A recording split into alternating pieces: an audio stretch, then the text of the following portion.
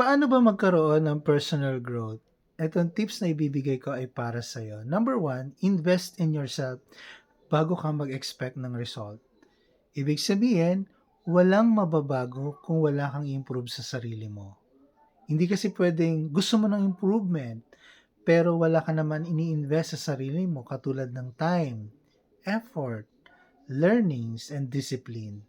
Mahalaga yung mga bagay na yon para mag-improve ka. Kasi alam naman natin na ang pag-grow is hindi nakukuha ng mabilisan. Pinaghihirapan po yan. Number two, read, learn, and improve. Even 10 minutes a day matters.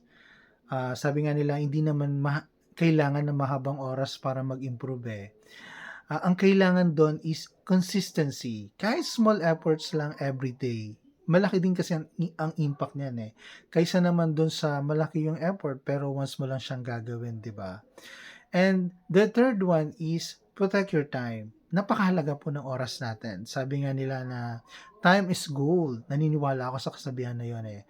So dito naman, alagaan natin yung time.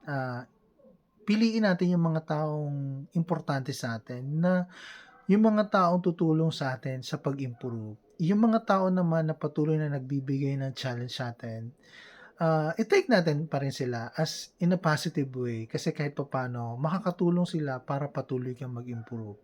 And the fourth one is grow is not so easy. Hindi mabilis, 'di ba?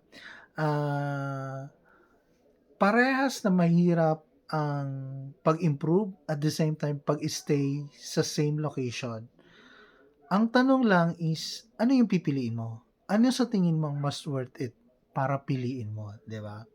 And the last one is, hindi mo kailangan sabay-sabayin na tapusin ang lahat, 'di ba?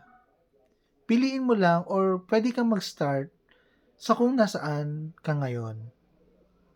Tama ba? You can start kung nasaan ka na ngayon. Marami kasi ang hindi nakakapag-umpisa kaagad kasi na-overwhelm agad sa umpisa eh. Ah, ang gusto perfect agad, ang gusto okay agad-agad, 'di ba? Pero remember na ang progress comes from starting, not from planning forever. Basta tandaan natin na ang personal growth is not about doing everything once. It's about choosing yourself every day. So yun po. Maraming salamat. Thank you. Sana nakatulong.